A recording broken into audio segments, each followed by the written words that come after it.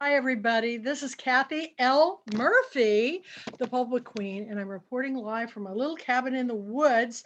I'm very excited today because my author friend and our author, Judith Teitelman, has got a wonderful book called Guesthouse for Ganesha that I just adored. And now she's here to lead a writer's workshop. Yeah, I had it right here, and I ran in the other room to get something, and it'll pop up.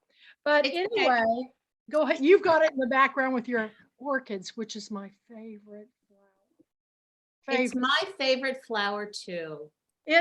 There's something about, I think it's the colors and just they're so exotic. But so are you, and so is your book. So we're going to begin with letting you introduce yourself to everybody. I want you to tell them a little bit about your background and what you've been doing and leading classes yourself, and then we'll get into the workshop. Okay? Do you have a PowerPoint presentation? You know, I actually don't. I was going to. No, and I teach time management for artists all the time, and I do have PowerPoint, but I was working on it this week to manipulate it so it was more appropriate for the Writers Club, and I had so many technological problems. I said, you know what? This will be free form. And I would rather look at you talking than a PowerPoint. I did so many of those in college, and they're just, I don't know. I think they're great for references but I would rather just hear you. So the reason why I asked is I have to make you a co-host, and so you can share your screen. So no problem. We're going to go. Just me, but Alice is here too, which I'm so grateful for, because I actually prefer trainings where it's interactive and there's an audience, participants and such. Yeah. So. Well, let's begin with you. Tell us all about yourself, Judith. Okay, so I always need to start out by saying that I'm actually an accidental novelist. I never intended to be a creative writer, and no one was more surprised that I had one novel and now it appears more in me. I've always been a writer. I've always been a good writer. I had amazing, amazing English teachers when I was young, and I've been a long-time published writer, excuse me, but in my business, I've been working in the nonprofit arts and cultural arena for over 40 years, as staff, as board member, and as consultant for the last 30 plus years. And I have written many, many articles on nonprofit management, all aspects of it. And for the last 25 or so years, I've been writing and teaching about entrepreneurship, the business of being an artist. And actually, the topic of time management came up. There's an organization that I've been a longtime trainer at for nearly 25 years. It's so beautiful in your background there. Well, today. I've got a weird shadow coming in from somewhere across my face. I'm going, where's this coming from? But go ahead, go ahead. No, the light is beautiful. Anyway, about 20 some years ago, this one organization I work with, because I'd been teaching classes for artists on planning and making presentations and a whole host of other topics. And she said, do you want to do one on time management? And I burst out laughing. I said, is it because I'm German? Because I am first generation American. I was raised by a very old world, old school German, my mother, who was very much pünktlich. That's the word, one of my favorite German words, pünktlich, which means punctual. And I learned very, very early on, if you're going to be 5 minutes late, let alone a minute late, you better call her and tell her, or she thinks you're dead. And that's the truth of it. And I had to train that into my husband when we first got together, because he is by nature not a punctual person. But after 33 years now, he's pretty good. Oh. anyway, and I've always been fascinated by time and what it is and what it isn't and what it could be. And the bottom line is that it's all make believe. It's all made up. And I find it fascinating how people get so caught up in being punctual or being, including myself, being late or not achieving things or such, when the truth of it is they just need to make time work for them. Because the idea of actually managing time is only possible if you can self-manage yourself. So the bottom line is successful time management is successful self-management.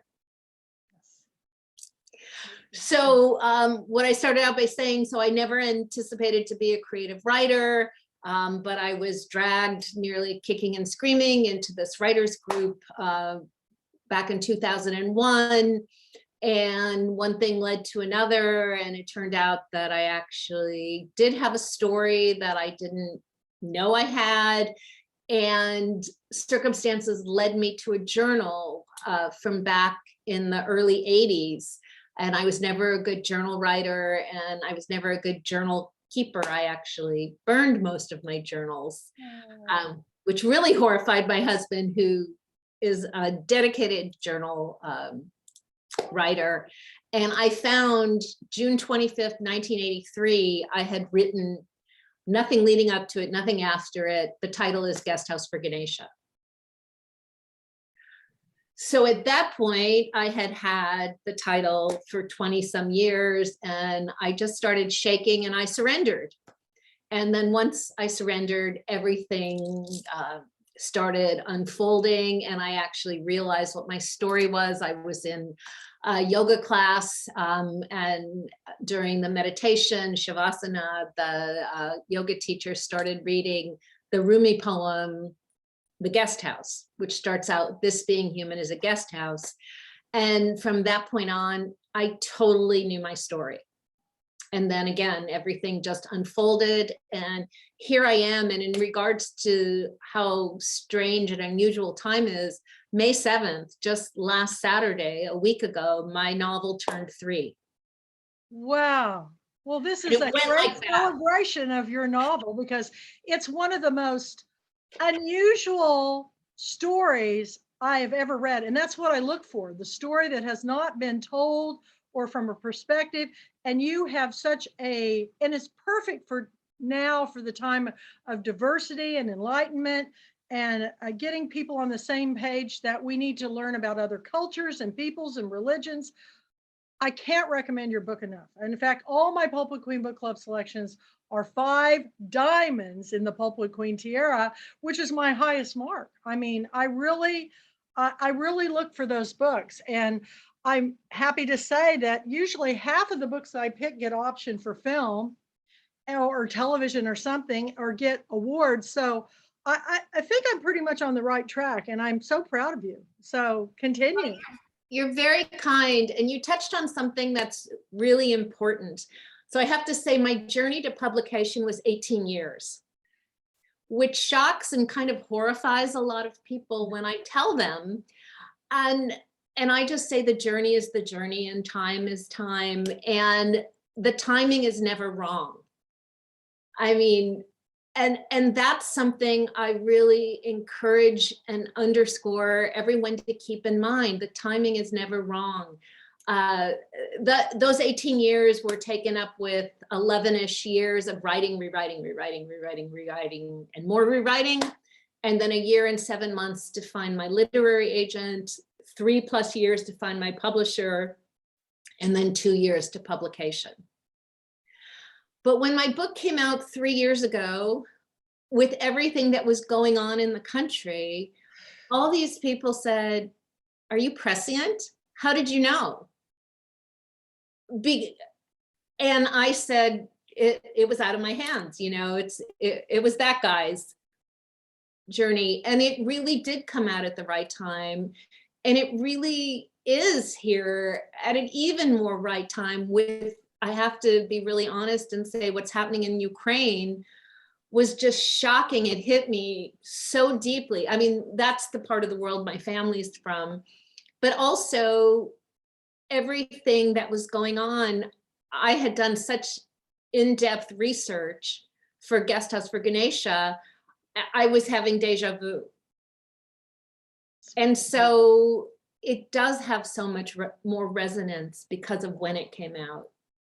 And so the timing was perfect. I mean, the journey wasn't easy.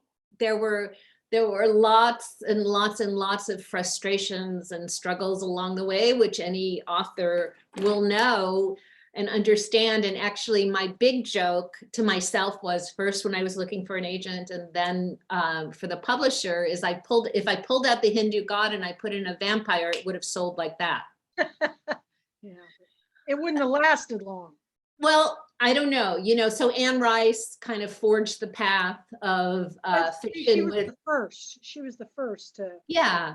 And she probably had her challenges too, to get a book out with vampire, and then it became huge. And I'm not saying at all that, there's going to be a plethora of books on Hindu gods, but I just knew that if it was a vampire or a zombie, it would have had much more interest. But when my agent was sending it out, she'd get all these comments, well, it's beautiful, unique story, et cetera, et cetera, et cetera, but we don't know how to sell it. What do you mean a Hindu god and a Jewish woman? Like what, huh? I love it. So that's so much. And then it did come out when it meant to. And the other thing I always really need to underscore, books are evergreen. Stories are evergreen. And I think so many authors forget that, and the publishing industry doesn't support that. I do. Well, you do. Yes, there's no question. And I'm honored by that. My book been out 3 years when you picked it, or was about to be 3 years old when you selected it for the International Book of March of 2022, which I so appreciate. But the truth of it is, I mean, there's so many stories, great stories, and they can't, new ones appear every Tuesday, and then more the next Tuesday, and more the next Tuesday. So it is easy for a story to be buried or lost. But I'm very much of the mind that you need to keep pushing it in front of people and keep reminding people about it, because there are always new audiences. I mean, there's 4+ billion people on the planet. And definitely Guesthouse is not the right novel for absolutely everyone. This I understand, but I don't think it's reached its full potential. No, not at all. Or Alice's beautiful story. So I think that has to be kept in mind. And I have had some people say to me like, oh, your book's out, it's been out a long time now. Why are you still talking about it? Oh, that just drives me nuts. Do they say that about To Kill a Mockingbird, which is my standard for good reading? Do they say this about Rebecca? Do they say this about, anything Charles Dickens? I mean, that really sets me on fire when I hear that, because I reread books all the time. In fact, one of my friends sent me a book yesterday, and I've forgotten I picked his book years ago, Lord Vishnu's Love Handles. And it had an Indian god in it, and I'd completely forgotten about it until I just got his new book, Marigold. And I picked a lot of books, and I didn't really see a connection, but now all the dots are connecting. And so I think time is relative, so you have a timeless story, you really do, and so does Alice. And anyway, I applaud everything that you're doing, and it doesn't matter to me when a book comes out. It's new to me when I read it. Right. And it doesn't matter who publishes it, because if it's written well, I mean, if it's self-published, I'm very cool with that. If it's written well and it tells a story I've never heard before, those are the ones. Anybody can do a copycat book. and they do it all the time. You know, I mean, you see it happen. And then there's coincidences where people write books that, like The Girl with a Pearl Earring, we had all these books on Vermeer come out right at the same time. And this past couple of years, it's been Coco Chanel. So, you know, there are things that just happen. But I think your book was placed in front of me at the perfect time. And once you're a Pulpwood Queen author, as long as you're an author, I'm going to promote you your whole writing life, because I think we need to invest in our authors, because I like to see the transition of where you go. And I think that's discussion too. So keep going. So I just want to say, interestingly, my second novel, which is underway, is very different, but it is about time. And it is about memory, which are two topics that are ceaselessly fascinating to me. It's actually called Future Memories. Wow. And I don't think it'll take another 18 years. No, it won't. The second ones never do. But who knows? Well, that's great. But, you know, at the same time, my first book took 6 years to write from time I started to publication. And that was 2008 when it was published. And see, it's 2021. And I really don't have my next book out yet, but I've kind of been waiting now because of COVID. So I'll get it out when it's ready. Absolutely. When the time is right, the time is right. So I am looking forward to all you have to say about this, because this is what I could use as an author, you know, to learn more. So my presentation is kind of a variation of what I teach when I teach time management to artists. And what I like to start out with is actually the definition of time. Oh. Because when I facilitate meetings and retreats, which as a consultant I do quite often, I have ground rules. And one of my key ground rules is agree on what important words mean. Oh. And I find it fascinating that people often use a word again and again and again, but my interpretation of that word might be very different of your interpretation or Alice's interpretation. So when we're talking about a certain topic, I think it's really important that we define what the word means and we agree collectively that that's the meaning we're going to use as we move forward. So have any of you ever looked up the definition of time? I don't think I have. I look up words all the time, but I don't think I've looked up time. Because we all just assume we know what it is. Right. So I have looked it up many times, actually, and I'm going to share just a few of the definitions that I found. And these are from the American Heritage Dictionary. I like that. Where time is defined as one, a non-spatial continuum in which events occur in apparently irreversible succession from the past through the present to the future. It's also defined as a system by which intervals are measured or numbers are reckoned. And it's a period that is not allocated for a particular purpose. Those are just three. I mean, pretty much every dictionary where you look at the definition of time, it will have a minimum of 25 definitions. And the ones I just shared are vague. And I believe that they're purposely vague because time is different in different parts of the world and in different parts of history. Yes. And that's something that needs to be acknowledged.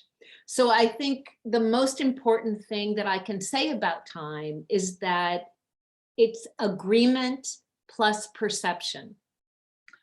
I agree with that.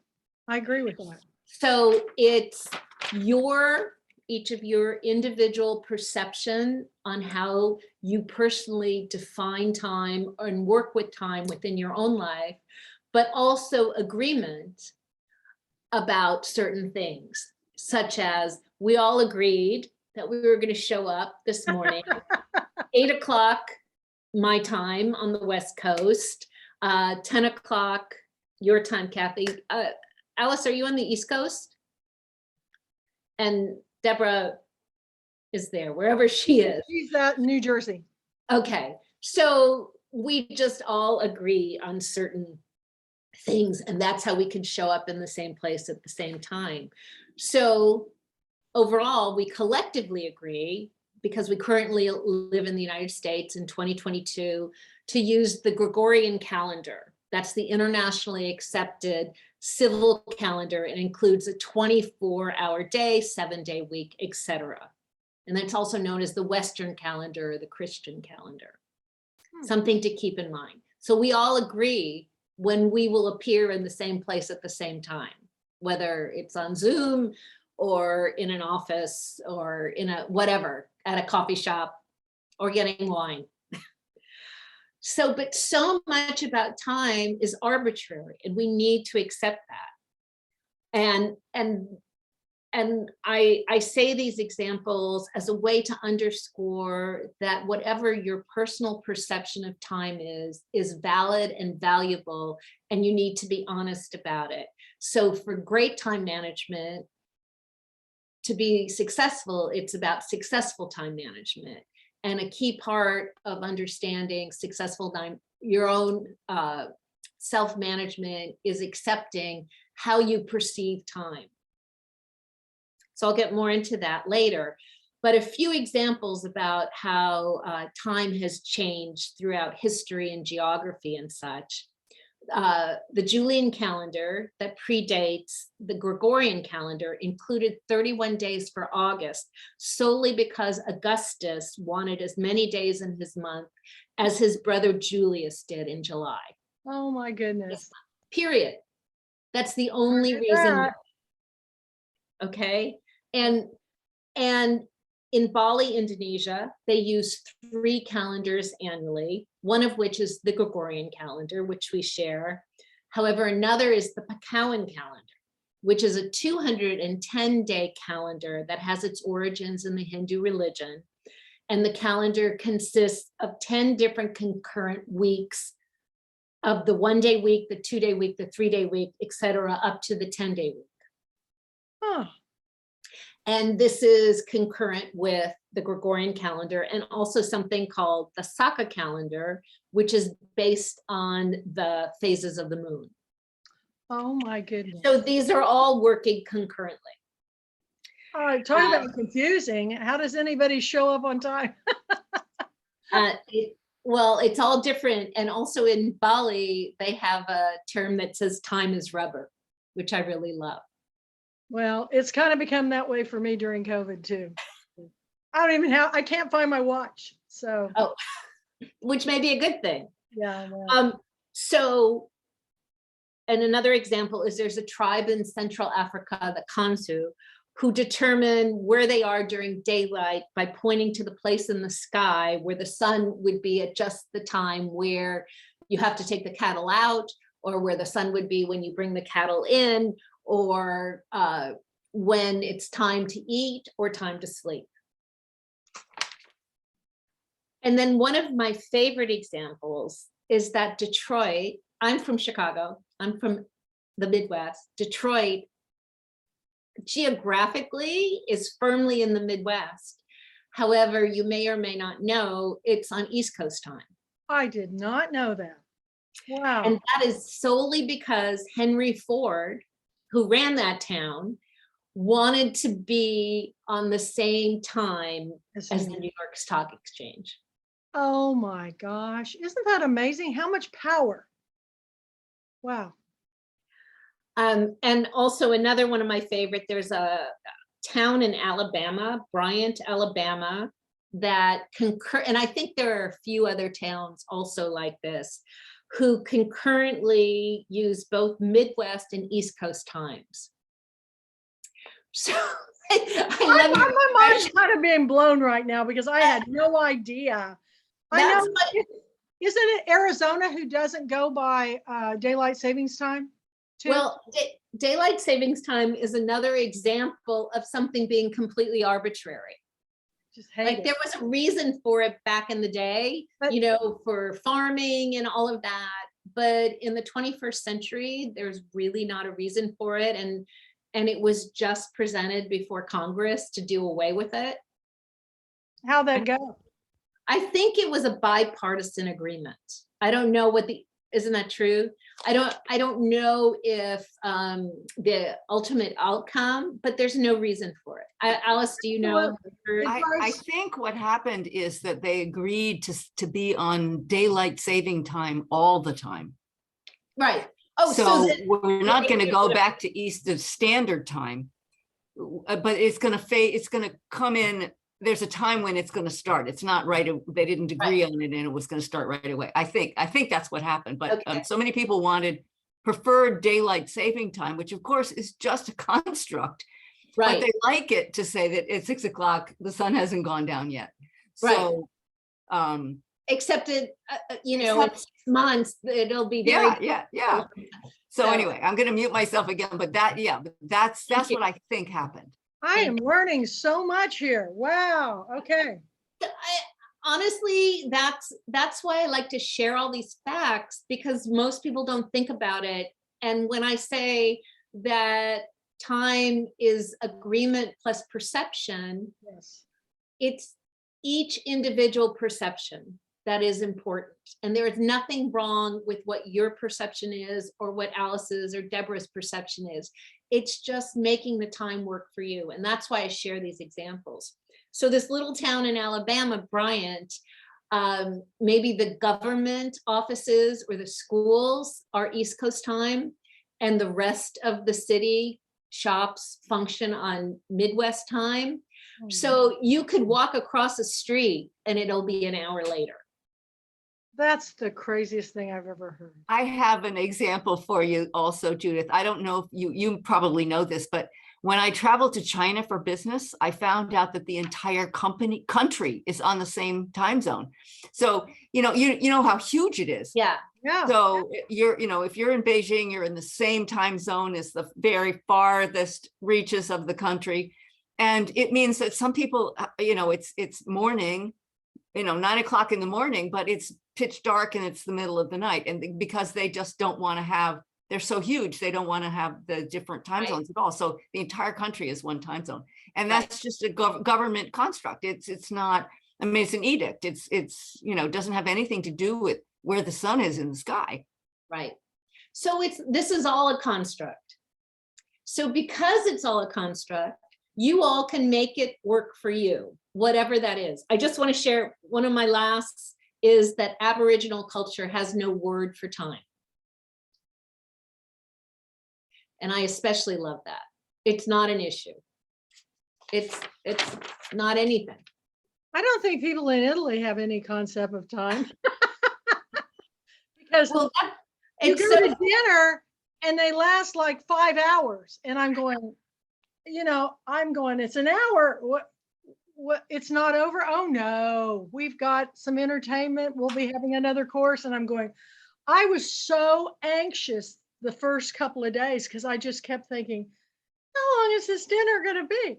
But after about a week of it, I was going, this is nice. It really was nice to sit back, and I was learning how to relax. Then I come back here and forget that. Well, it's just fascinating. It reminds me of years ago, I was facilitating a meeting and I hired a good friend of mine to work with me as the note taker, and she's Italian. And we live not far from each other. And she said, let's drive together. I'll swing by and pick you up. And I'm very German. I mean, my family in Germany say I'm more Punktlich than they are, because I was raised by an old school German. And so I just kept waiting for her to come and pick me up. And 10 minutes go by from when she said she'd come, 20 minutes, and I started to panic. And she says, I'm nearly there. And, half an hour later plus, she shows up. And we do make it in time, but it was her time and not mine. Yeah. That's the last time we carpooled. Anyway, so that's, I say these again for you all to keep in mind, that whatever works for you individually is important, whatever your priorities are, it's all about wanting and needing to accomplish what you want to accomplish, and however that works for you. I once had a student, I'm on adjunct faculty at California Institute of the Arts, Cal Arts, and I once had a student who, after this session, realized that her most creative time, and that's really what it's about, particularly for creative people, for artists, it's like, when are you most creative? And you want to dedicate that window of time to your artwork and not give it away to a boring desk job or whatever it is. Yes, we all have to pay the bills, we all have to, make money, etc. But your creative time is what's most precious to you. How can you figure that out? And after the session I did with them, she realized that her most creative time is from midnight till 4 in the morning. Yeah. Which is very challenging when you're a student. Yeah. And you have to get up for class. Oh, Deborah sorry, she wrote in the chat, definitely 0 dark 100 for me. Okay, you understand then. But what she figured out she could do is on Fridays and Saturdays, yeah, she could structure her 24-hour time period to be in her studio between midnight to 4. And then on Sundays, she recuperated and finished out the week and then did it again. And she really loved being given that permission. And I think part of understanding what time is or isn't, and that it's all make-believe, is really giving artists, anyone, but artists in particular, permission to whatever works for you is great, as long as you fulfill whatever responsibilities you have, be it a job, children, parents, what have you. Any questions or comments about that? I totally agree, because when I was going to college, when I went back, I would get up at 3 to get all my homework done. And then to be in class by 8 o'clock, I had to travel an hour. And then I get off work and then I go to my job over there. And then I get home about 11:30. And people go, how did you do that? And I go, I drank a lot of coffee. But after I got out of school, everything changed, where I always did most of my artwork during the day. Now I'm finding that I wake up at anywhere, usually 3 in the morning. It's just like almost, I'll look at my phone and I'll go 3:33 again, and I'm wide awake. So I get up and that's when I paint, and I like it because you don't have the interruptions of phone calls, emails dinging, and I can get more done in just those early morning hours than, and sometimes at about 6:30, I'll lay down and take another nap, a power nap, and then I get it back up by 8. But I kind of listen to my body, what it wants me to do. And sometimes I just work all night long. I don't know what's going on. That's perfect. So Alice asked in the chat, how did you figure out what her most creative time was? After the class, she started recognizing that she would wake up in the middle of the night with great ideas. Yep. And she'd want to go to her studio, but then she'd say, oh no, I have an 8 o'clock class. Yeah. And so that frustrated her, and she'd take little notes, but not enough to really get into the meat of what she wanted to do. So she realized that that window of time worked best for her. Now it's been a few years. I haven't seen her. I don't know what her schedule is like now, but it was an important bell lighting for her. Have you also found that the worst time of getting anything done is almost 3:33 during the day? That is like, I can't, I work on something for a real long time and don't get anything done. So I learned that's when I take a break, go for a walk, a swim, a nap, something to break up so you can get back to where you're creative again. But that's just me. I don't know everybody. No, but see, that's perfect. That's what I want to say. You understand your rhythm. Yep, I've got it. And that's what I hope for everyone. And that's my point in this session, is that everyone be able to figure out what your own individual rhythm is, what your perception is, and that you get done what you need to get done, which is the agreement part of it, but also never lose sight of the fact that it's also an agreement with yourself. Mhm. That you need to agree for what works best for you. I mean, I'm a morning person. And I'm a middle of the night person, so that later afternoon sometimes doesn't work. But first and foremost, I'm a morning person. And so it's always about structuring my day and my writing that works best for me. And I can say that when I finally accepted that I had this novel and it was bigger than me, because I had this 8-foot, 10-ton Hindu god breathing down my neck, I had to structure my week so I can honor my commitments to clients and students, but also to my novel. So I made myself a client. On Thursdays and Saturdays, I was the client. And those were the primary days that I worked on my novel.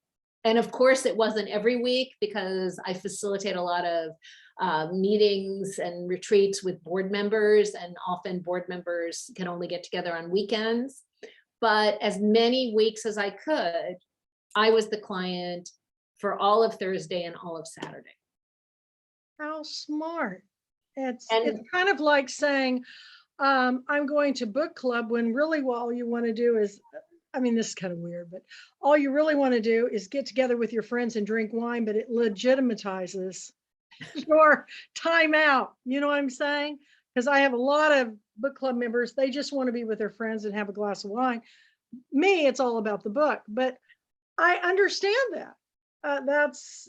But it does sound better that I have an appointment with my client than saying, oh, it's all about me today. You know what I'm saying? That's so smart. it's You thought, I don't know if anybody's ever thought of that before. it's about prioritizing yourself. Also, the most important word in time management is no. Wow. And it's knowing when to say no and how to say no, and being comfortable with no. And most people think that no is a no forever, when actually oftentimes no is just a no for now. No, I've committed Thursdays to writing. I could see you next Tuesday. Or no, I've committed to do X, whatever that might be, and let's reschedule in a week or two. Or, that's a great opportunity, because people are always dangling carrots in front of you, but I've prioritized my book and writing right now. Can you check back with me in 6 months? Yeah. And no is often the hardest word for so many of us, particularly in the nonprofit sector, particularly with caring people, because you just always want to help. So, the phone rings, or your computer dings, or what have you, and you stop everything and you respond. But the thing is, you don't have to. Remember the days before I everything beeped and buzzed and went off? And I just remember when faxes first appeared and people wanted immediately responses. And I give more permission, like, it's really okay not to get back to someone for 24 hours. It's really okay. I mean, and even when they get upset with you, where are you? Why aren't you responding? Well, I'm driving, Right. Well, that also fascinates me in that. So we had emails, faxes appear, and then emails, and everybody wants quick responses. And then it wasn't quick enough, so people are texting you. And like immediately, and I don't respond. within 24 hours I do, but I don't immediately respond unless I'm meeting up with someone or it's a real deadline that I've committed to already, or an emergency. Right. But that's really hard for a lot of people, and I understand that, and it just takes work, but it's accepting that it's possible. So Deborah is cringing. Time management and holding boundaries are a sinkhole for me. Oh, yeah. Well, you're such a people person. She's a people pleaser person. Well, what I would say to that, Deborah, is try small steps. Mhm. Just try to say no. or I put someone- actually responded to somebody who asked me something that I just couldn't do. And I just put no. And when I said it, I just laughed. I laughed so hard. I just thought that was the most freeing thing I've ever done in my life. And it still cracks me up. So when I had a publisher tell me, I asked them if I could have an author, and they go, I'll call you, I'll email you right back. And she just wrote no. I don't know why, but I thought it was hilarious. But then I'm not wasting any more time on it. You know, she said no. Okay. You know. So another way of looking at no, saying no to someone else is saying yes to yourself. Exactly. And Boy, these are really good tips, Judith. I'm Thank so you. glad. Are you listening to this? Appears. She's appeared.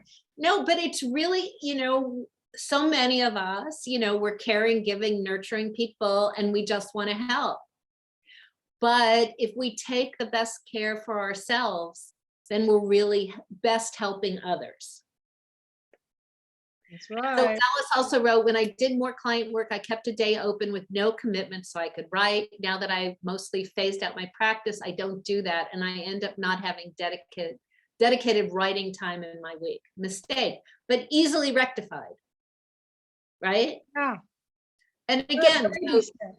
so saying no to someone else for now, and again, not necessarily forever, is saying yes to yourself and what your priorities are. Another thing that I would encourage you all to look at are what you personally would define as time wasters. What you consider wasting time is, and then asking yourself, is it really a waste? Because we all need downtime. Another of the most important time management tools is sleep. Sleep is so important.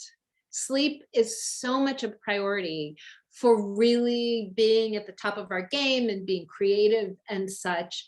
And so many of us feel guilty about sleep, or too much sleep.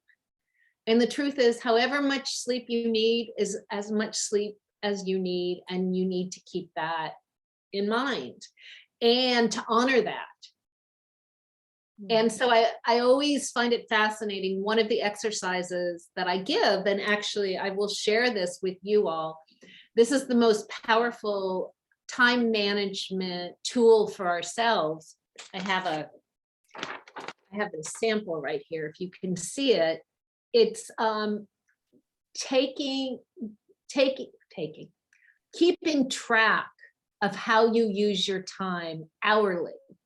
Oh my gosh. For 2 weeks to get a real perception and understanding of how you use your time. And then the second part here, is how you spent your time. And the second part is minutes wasted and why. And were they really wasted? I mean, I could actually give so many examples of when I was deep in the midst of writing Guesthouse for Ganesha, where I'd be stuck at a point, like, how do I get Esther from here to here? It's not making sense, and I'm doing some research and it's still not making sense. So I went for a walk, or I took a yoga class, or I went to sleep. And I woke up and I figured it out. that downtime is essential. And with so many students, when I teach this, I would say more often than not, the first thing they say is time wasted is scrolling on social media or playing some video game or something.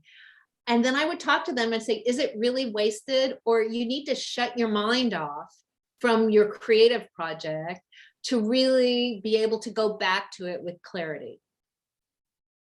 And so I don't know if this appeals to you or not, but this is the best exercise for getting a true understanding of how you spend your time, because you need to write it down honestly. It doesn't mean you have to wake up every hour in the middle of the night, say sleep, sleep, sleep, but be really honest and say, okay, I woke up at 10. I thought I was going to wake up at 7, or I went to sleep, you know, at 3 in the morning, or what have you, and how I spent my time, and I saw friends or what have you. It's all good, but it's just having an understanding and then writing, was this really a waste? You know, yesterday I might have considered it a waste, but after this session, I just needed a break. Right. Oh, and Deborah, you're wearing your PJs. I'm barefoot. Those don't look like PJs to me. No, she said under. Oh, hey, I work in my pajamas every day, and yeah, I understand. So this is fascinating. This is really fascinating because my whole concept of time has changed during this COVID, because for somebody that's always running out and going from one event to another, to be in a house, I have to keep myself really busy or I start feeling guilty. And people say, well, now that you're retired, and I go, I've never worked harder in my life, y'all. Being at home every you day. are the least, Kathy, you are the least retired person I've ever met. I have people go, oh, you're retired. And I go, oh, I'm broke, but I'm not retired. I'm working as hard as I can. But I think that this is really, I hope everybody watches this on YouTube, because this will help you no matter if you're an artist and you know, an author, whatever you do in life. These are, I've never heard anybody talk about this before. Yeah. Well, I'm glad. That's why I invite all of you guys to come, because everybody gives something that I would have never thought of. And I take away every time we have one of these writers club. I'm still kind of fascinated by one of her authors. She color codes her writing. She wrote All the Way to the Tigers. So the Tigers are one story. And then, you know, the story of her life is one story. And she's got different, and so she wrote them all out, color coded them in those, and then she separated them so that it would be not just all hot pink and then lime green. I go, who would have ever thought of that? But that's brilliant. You know, I just, but she's an artist too. So I thought, you know, color's my thing. But I thought, I'm going to do that. I think that's it. So I mean, everybody has to do what's right for them. That's why I can't underscore that enough. There is no right or wrong. And so many people, time management is often taught from the perspective, this is the way you do it. right. Here, I mean, I have a multitude of time management tips and techniques and ideas and such, but they're not necessarily right for everyone. When I teach a more formal class, I hand these out, and I'm happy to share them if you want me to email them to you. But I would. I really would like to have you email that to me, because I'm going to do it. And some will feel right for some people and some won't feel right. And then some will say, this is interesting, but it will spark something you might not have thought of before. So yeah, I'm happy to share. So Kathy, if I email it to you, maybe you can email it, because I don't think I have Kathy, Alice or Deborah's email. But have it on your website anywhere or anything? I don't, because my website is only for my novel. Okay. Even though I've consulted for over 30 years, I purposely have never done a website for my consulting. Okay. Which may seem strange, except I have found that it's all about word of mouth. It's all about, I think today people aren't going to websites as much. yeah, well, this is Okay. 30 plus years, and all of my work, I've worked nationally as a consultant. I was a National Endowment for the Arts planning consultant for many years, and it's all word of mouth. And so I purposely never created a website. So the first website I created is for Guesthouse for Ganesha. Though I do, now that there's LinkedIn, if people really want information on my business, I put it there. You know, I send people there because that has all that stuff. Right. That's fascinating. Okay. But just a couple more things. So the most common time management problem is that people are reactive versus proactive, which is what I had started to touch on. You know, the phone rings, you immediately pick it up. You know, your computer dings, you immediately say, who is that? What have you. You schedule to be in your studio and work on your project for the day, and then someone comes knock on your door and say, let's go to the beach, or let's go have drinks, or what have you. And then that's where that no comes in, you know, and the no can be hard. So another of the most successful ways to be in charge of your time management is goal setting and planning. And a lot of people, particularly creative people, get put off by planning because it seems arduous and overbearing and all of that. But the truth of it, it's really simple and straightforward. Mhm. Real planning is a three-part process. First and foremost, it's your vision. It's what you're striving for. It's what the future of what you want the future to look like for you, what you want, and how you define success. And I'm going to underscore that too, because success is really individual for everyone. Even though we live in a capitalistic society and you hear the word success, then everybody equates it with money. They do. The truth of it is, it doesn't mean that it's not about money, but it could mean so much more than that. Success for you individually could be being in my studio 3 days a week, or working on whatever creative project. For me, it's being able to travel. Oh, yeah, me too. I can't wait. Oh, there's a baby. It's been pawing at my leg.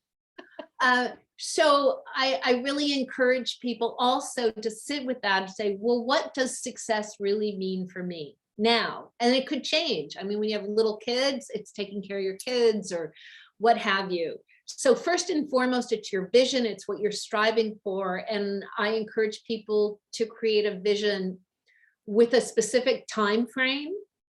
So within the next 3 years, this is what I want my life to look like. And I encourage people not to go beyond 3 years, because it's not that you can't dream big. It's not that it can't be pie in the sky, but 3 years is pretty reasonable.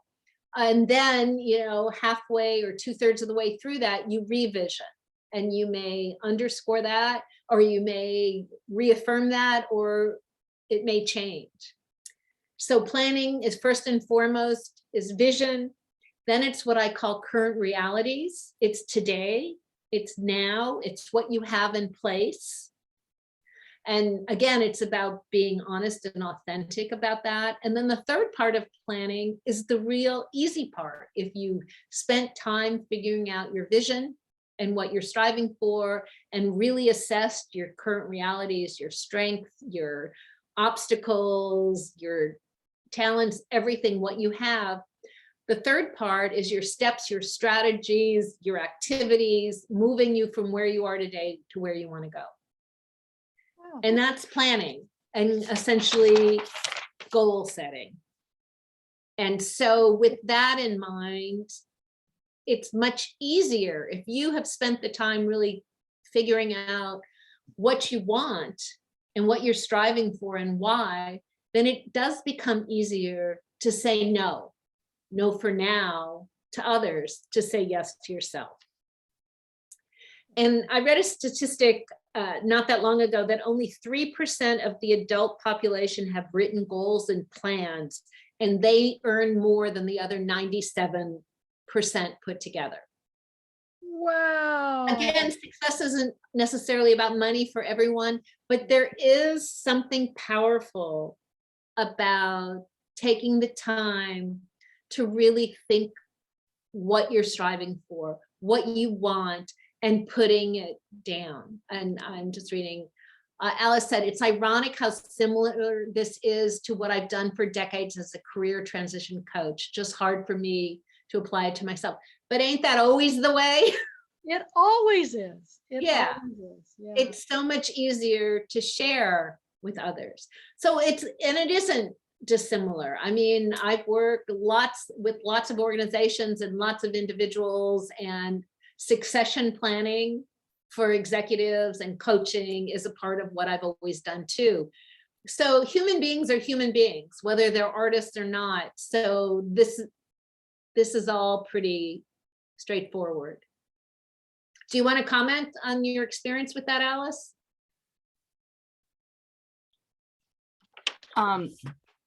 I was an executive recruiter for 20 some years, and then I went into private practice as a transition coach. And I spend a lot of time with people working on sort of who are you right now in your life? How did you get here?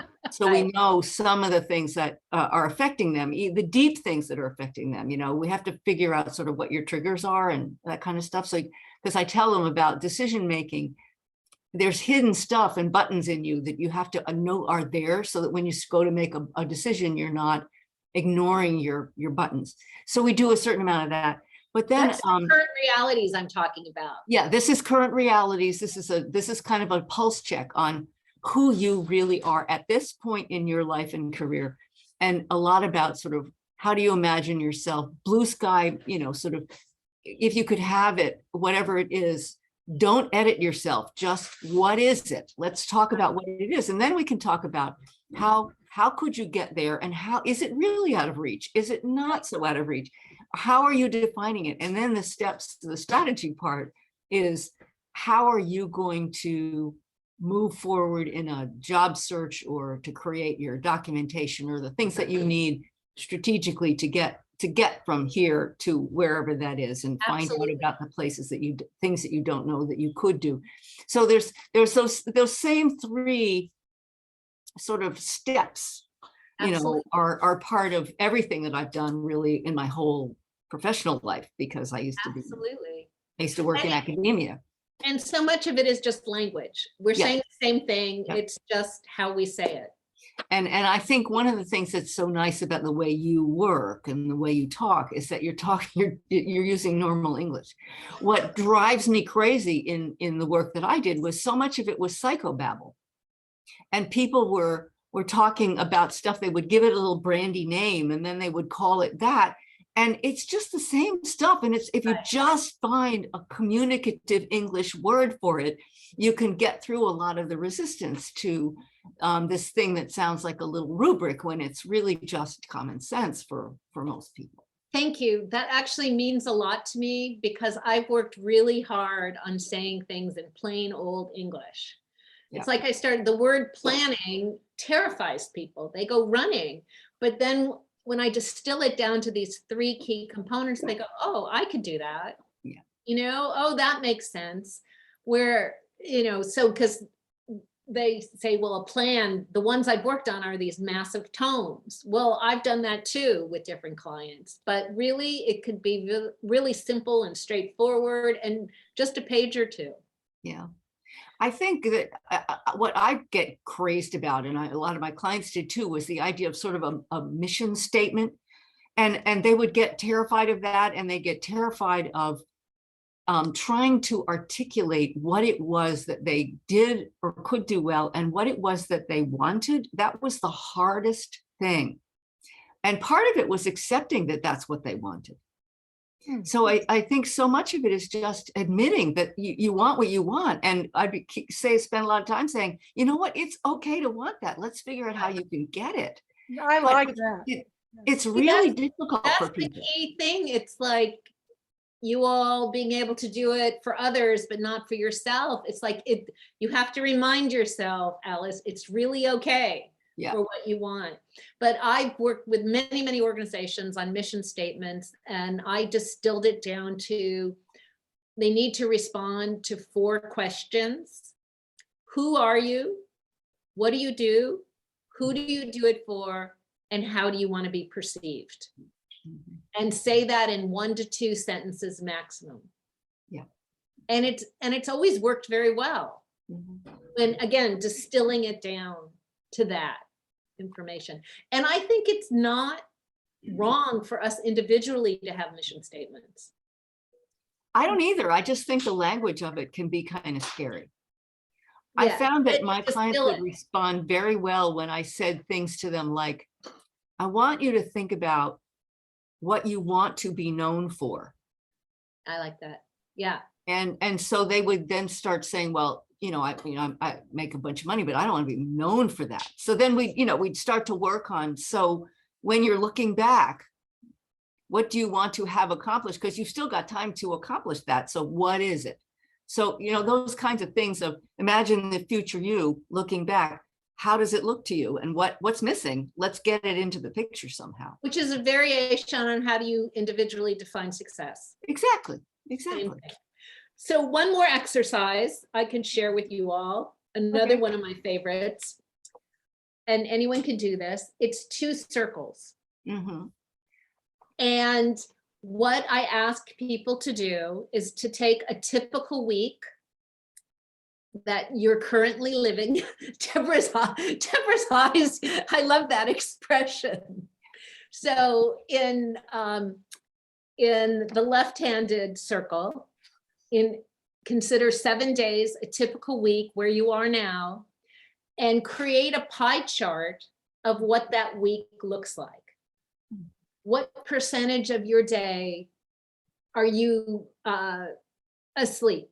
What percentage of your day are you doing what percentage of the week are you sleeping? What percentage of your week are you doing housework? What percentage of your week are you being with family? Deborah doesn't like this, but you will like this. What percentage of your week are you in your studio? Are you writing? Whatever it is, what percentage of your week are you exercising? Whatever is important that you do, the main things. You don't have to use a calculator and make it exact, but make it reasonable. Mhm. Then the second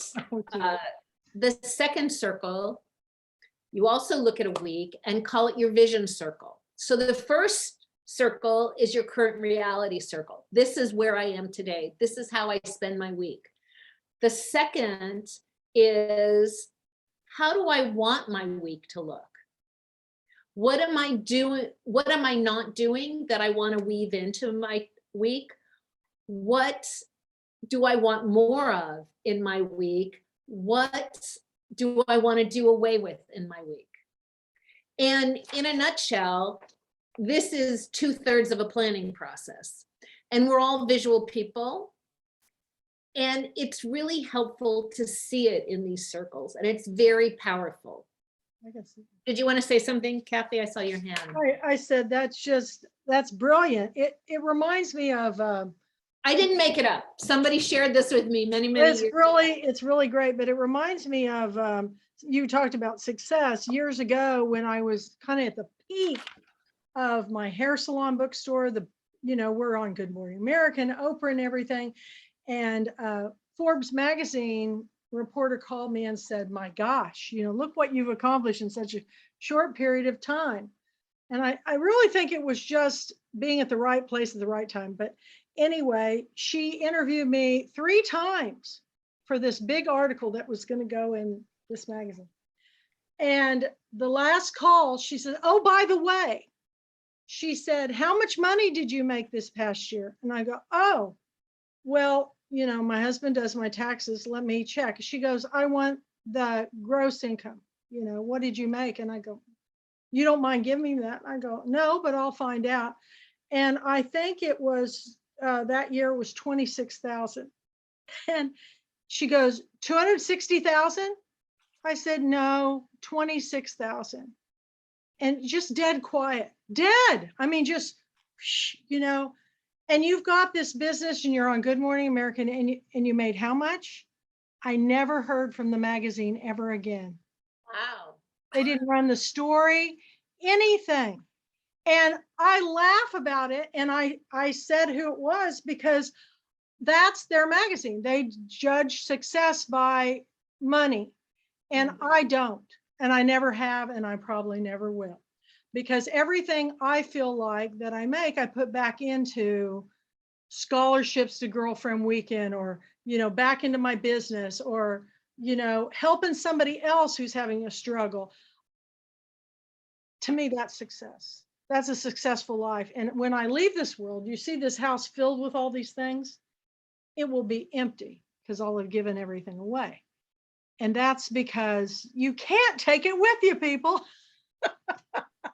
And I laugh about it, but I realized that this time during COVID, the happiest times in my life were when I went back to school, when I was the brokest I've ever been in my life. I made the best friends, and I realized that there's a reason why I haven't made any money, but if I ever had any money, I'd probably give it all away or do something. And, people think that's terrible. They go, why would you do that? And I go, because I've been around people that worship money and they're miserable.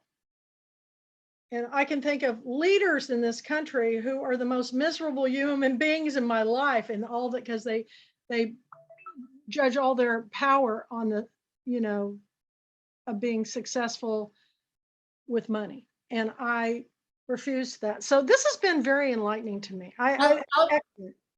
I'll share a story that reminded me. So almost all but one of the jobs I've ever had in my life was working in the arts or in books or what have you.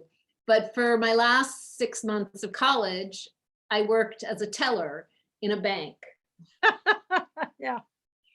And I very vividly remember the day that I was giving someone change for $1,000, 10 $100 bills, and one was really shabby and it ripped in front of them. And the look of such horror on their face, like I had murdered their firstborn, completely fascinated me.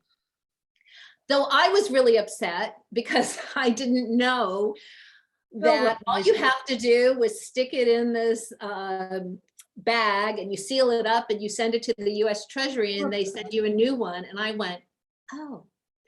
And so I was the little teller who balanced every single day, but would every now and again, when a customer was really rude, would rip up money in front of them.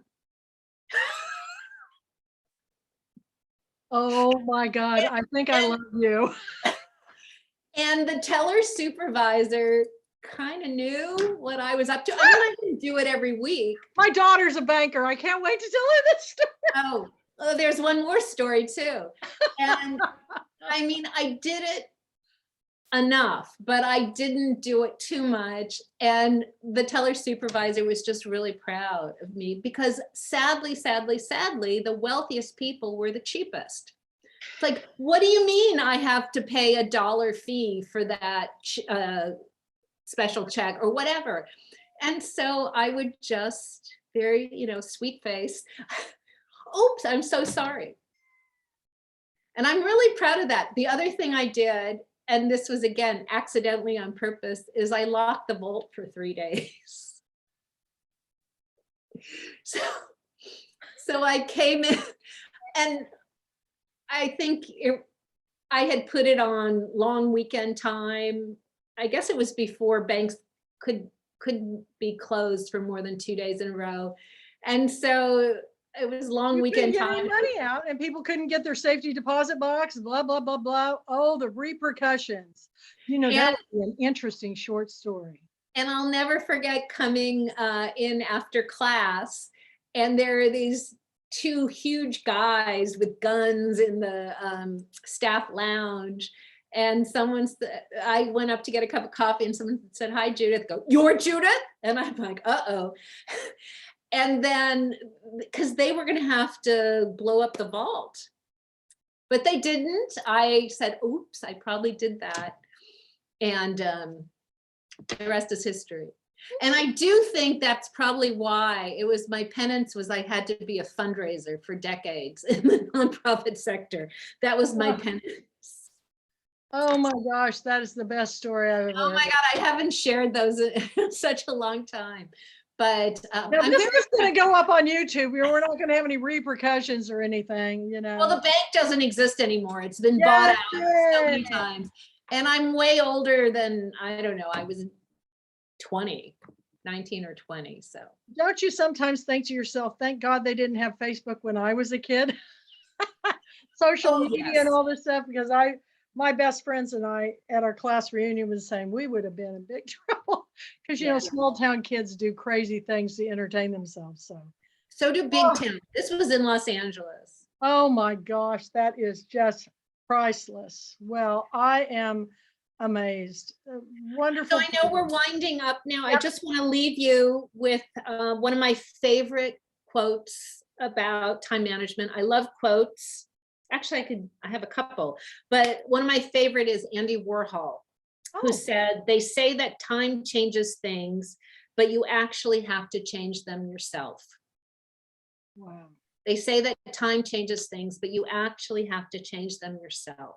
And so that's all about saying no to others and yes to yourself, having a real understanding of who you are and how you perceive time and how you work what best during any particular day. Taking ownership. Does anybody else have a quote that speaks to them? You guys? I have one. I'll share. I have one that I've always loved, and it's so relevant to this today, Judith, for which I'm so grateful. It's attributed to Confucius, but I don't know if it's true. I don't know where it came from, but the line is, "When the student is ready, the teacher will appear." Yes. And, you know, I am at a point now where I really need to focus on my writing practice and give it some credence and really give it some priority. So I didn't even know what you were going to be talking about today, but this is like so perfect for me. And I'm very grateful. That's really, really helpful. I'm so glad. That makes me really happy. I told you, Judith, I told you, and I'm so happy. She goes, "What am I going to talk about?" And you've been saying the same thing, because you're next, Alice. You're going to be. I know, but I'm not going to talk about, I don't know what I'm going to talk about. I have no idea. No, you will know. You will know. And Alice, maybe you know this term from your work, but there is a concept in facilitation called open space facilitation, where it's the idea of whoever shows up is meant to be there. Whatever is said is what is meant to happen. That's why I'm so excited Deb's here, because she's wanting to write a book. I do. I want to just say thank you for inviting me and allowing me to be in this open space. It's a very timely topic. Well, I didn't need to say that in that way, but it is a very timely topic for me right now. I am and Kathy's right. And it's not just one book. I mean, I have an encyclopedia of books inside of me based on life experiences and accumulated wisdom and things that are unfolding even now. But time has become, I don't want to say an issue for me, but definitely a contemplative topic for me. And I love this perspective of it because I've had major life changes and done things that have put me in a position to really think about this. And I call it, in the sense of time, like I'm in this treasure mapping stage of my life, because I like that. I feel, and which is like a visionary boarding type of thing, but based on my MLM cult experience. I don't use that term anymore, but or goal setting or any of those things, because it's so prevalent in the commercial cult world. But which is part of my story, but my aviation life was very constricted by time. I mean, and I am not one that show up on things on time, but I couldn't be 5 minutes late to JFK crossing over the river from the Jersey Shore, which is, if you're an East Coast person, it's an unbelievable task. So Yeah, so and yet that doesn't fit my actual personality profile. So this reconstructing in my mind of how to think about time has been incredibly helpful in the process, because part of the first question you have to answer is, who are you? And that's what the treasure mapping process is for me right now. Because honestly, I didn't know who I was. I've never lived autonomously or independently my entire life. I've always been attached to someone, something, or some organization. And now I'm on my own and I love it, but it's brand new for me. And Yeah. at this stage of life, it's not what you ever expected. So Do you have a quote Congratulations. that you love? Do you? you know what? I don't. I have to, I sought it out, and I can tell you that my personal quote, and the one that I've quoted so many times to my adult children and people who are in my life, it's only my words because it's what I believe, that love remains and truth prevails. Mm. And I hope you're right. and because that is what my experience has been. Love that's real love, that isn't based on money, accomplishment, productivity, that does remain, because I have pushed so many people out of my life and they've come back in. But truth will always prevail, no matter how much you want to Absolutely. lie, no matter how much you think money is the most important thing. At the end of it all, you realize that was a lie that you lived your whole life around. And so for me, that's kind of like, I don't want to say it's my mantra, but it comes to me a lot, that love remains and truth prevails, because that's important to me. And you know what my quote is? I actually painted it on a wall in my last house. It's a quote by Muriel Rukeyser, and it's the world is made up of stories, not atoms. And that says everything about who I am. Wow. Because to me, it's all about the story. And each one of our individual stories, it's, I put this whole big thing up on Facebook yesterday. It just dawned on me, why am I doing what I'm doing? And I thought, I started this out as kind of something I wanted to do, but it's become bigger than me. The Pulpwood Queens and Timber Guys Book Club has become us, all of us. It's the success of it has to do with each person that's involved. And so that's why I've always taken everybody with me everywhere I go. I'm a big proponent for holding hands, women holding hands, men holding hands, because when you hold hands, this is my personal quote, there can never be fighting. You cannot fight with somebody holding their hand. Try it. Beautiful. Very I true. used to take my children when they were in a battle. I'd sit on the couch and hold your hands. And they go, no. And I go, hold her hand. And next thing you know, they're laughing about it. They just think it's hysterical. And they go, oh my God, how many times, Mom, did you make? And now today, you will see my two daughters skip down the street holding hands, and they're grown women.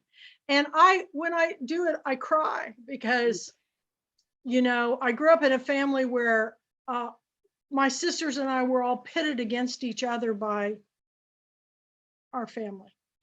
And it has been my life's goal to bring us back together. And I never thought it would happen, but something happened this past week. So I got a call from a sister I haven't heard from in years, and we had a conversation. If you can have a conversation with anybody, and that's what we do by sharing our stories of your book, Judith, and of your book, Alice, and your soon to be released book, Deb. How I met Deb is a hilarious story, but that's another story itself. But and I actually got to be where she was in New Jersey, and we had the best time, didn't we? So what has happened is that when we all, at the end of the day, and I know that's a very well used, but at the end of the day, when you think about the things that the aha moments in your life, it's going to be things like this today, Judith, where you made us look at in the mirror. That means a lot to me. Thank you.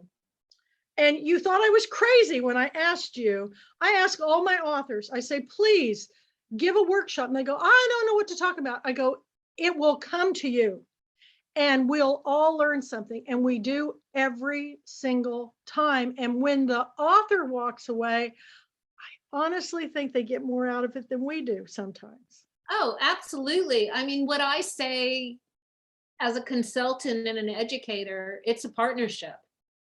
You know, I'm not there to tell people what to do ever. I learn just as much from my clients and my students as they learn from me, and new things come.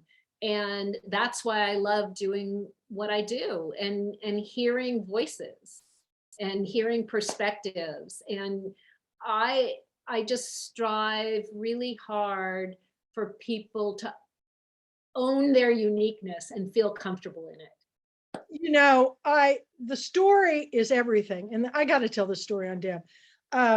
You know, when I first was out of college, I mean, very first, I started this gigantic painting, and I posted it on Facebook, and an author emailed me, and she goes, "Is that a portal?"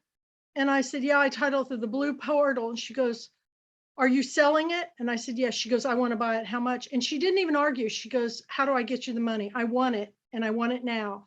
And I thought, whoa, this is going to be a wonderful life. All my art paintings are going to sell like this. But anyway, it was the author lived in New Jersey. And so she bought it. And then I looked into shipping it. And it's made out of wood board, custom frame. It weighs a ton. And I found out back then it was going to cost me over $500 just to crate it, let alone mail it. I'd have to do it freight. And I came up with this crazy idea. I said, for $500, I could probably spend less than that just in the gas going up there and back. Yeah. So I put out on Facebook, I said, I'm going to deliver a painting to New Jersey. How many of you want me to do a book, art, and fashion pop-up show and let me stay at your house and feed me? Everybody started calling me, come to my place, come to my place. I don't know how many stops I made. I went through 13 states, and my sidekick Tawana went with me. And we drove 13 hours to get to Rumson, New Jersey, where you're at. And Laurel Huber Davis was the author who wrote The Velveteen Daughter, fabulous book, who bought it. Her husband was a sculptor, and they were art collectors. And I get there, and Deb goes, I live here. Can I come and to this event you're going to? I want to. And she came and she filmed it. And it's up on my YouTube channel. And she filmed it. And it was like, I cried because first of all, I was tired. And we carried it into her house, and her house, Stunning. it was like a museum. And she took everything, I'll cry. She took everything down in her dining room, and I'm the only painting in it. The only painting on that wall. She doesn't live there. She moved. Did you know she moved? I didn't. No. I'm pretty sure she's moved to be near her son now, because she lost her husband. And he was a sculptor, and he had beautiful work. And we had this fabulous dinner, and Deb was there. And I never met Deb. She's an airline steward. Is that what you call? Flight attendant. Flight attendant. I don't want to get the incorrect word. And so she lived there. And so she came, and we just had the best time. And, and I think about when I ended up going all the way up to Connecticut, because I had an author friend said, come up here. I'm going to gather girls. So I went, and she used to live next door to the Paul Newman and Joanne Woodward. And her and her husband took me everywhere. Anyway, when I got home, I went to Baltimore, I went to Philadelphia, I went to Nashville. I just went so many places, but gone 2 weeks. When I got home, I had money in my pocket, and it was the best trip. And it was one of the last trips I ever did with Tawana before she died. And we didn't know, that we would lose her so young. So, Deb's always going to be special. I crowned her queen there. And she's a queen, and I knew she went through something a little bit similar to what I went through. Mm-hmm. And anyway, so show up in your pajamas anytime, because half the time you see what I have on up above, but you don't see what I have on. I have on my paint clogs. But it's all about the story, and it's what is really, we all come from different backgrounds and education and places, but when we come to telling the story, I don't know, I leave you guys and my heart is full. And I look forward to you, Alice. I know You're just going to have the right thing. Well, I'll try to think up something worth saying. I don't even Just have any write idea. a little paragraph and get You it. absolutely do. Yeah. I want to leave you all with another of my favorite quotes. Whenever I teach or with clients, I always have quotes. But one of my favorite is Michelangelo, who said, "I saw the angel in the stone and carved to set it free." Oh my God. And I leave you with that. Your stories. That's everybody's stories.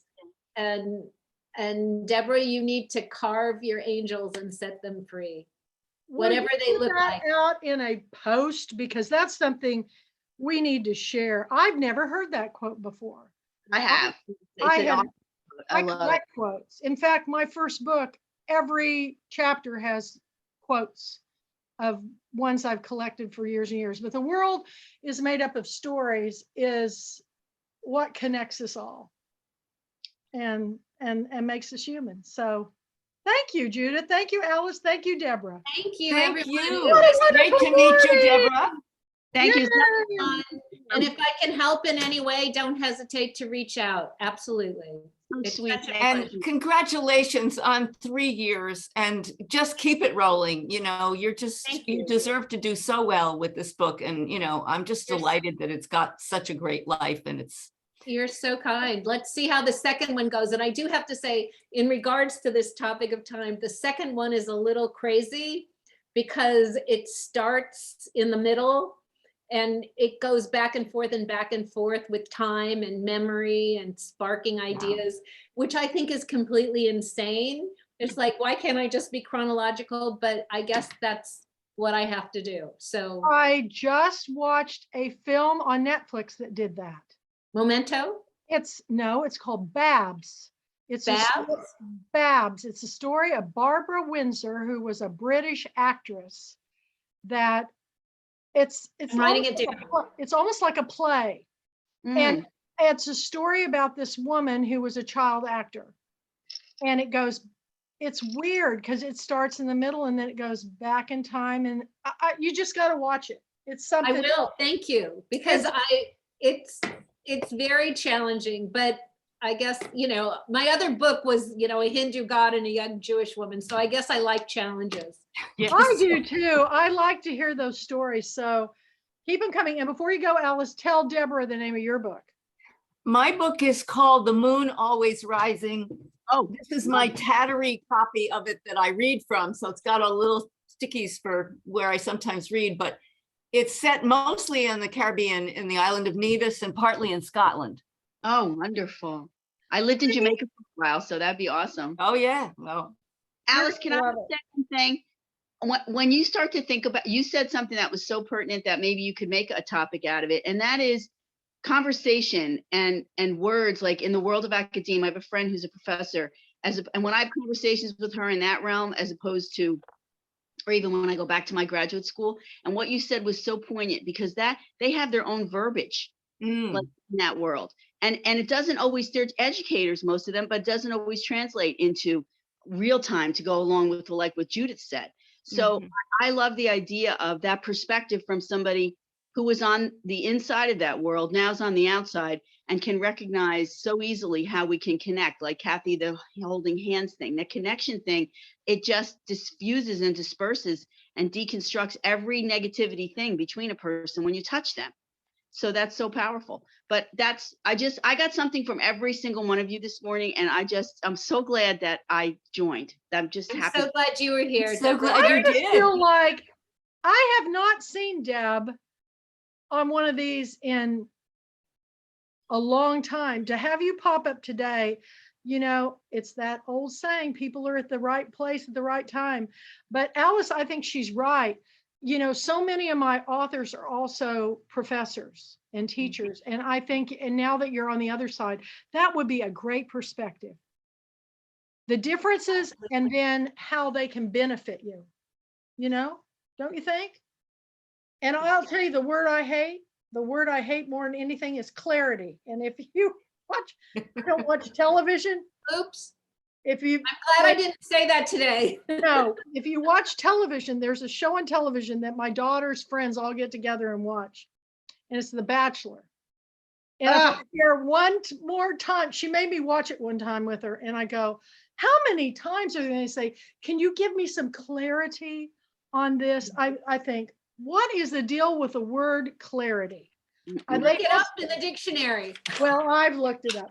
I looked it up and I thought it's just that catchphrase for that group of people. They use it constantly. And it's like when I went to New York, every season they would have a word that everybody used. The latest thing, one was, this book is sexy. You know, every publisher had a sexy book. Then it was, this book, segue. And I thought, if I hear, they always have, and I collect words. I read the dictionary. American Heritage is my favorite because they have slang. But I collect words, but I never looked up time. So I'm going to be doing that as part of my homework assignment, and send us those sheets and I'll get them out. All right, everybody. What a great day. I've had it. Thank you so much, everybody. Everyone. Have a lovely weekend. Thank you. Everybody. Take care. Thank you. It's all about the Bye-bye. story. Bye.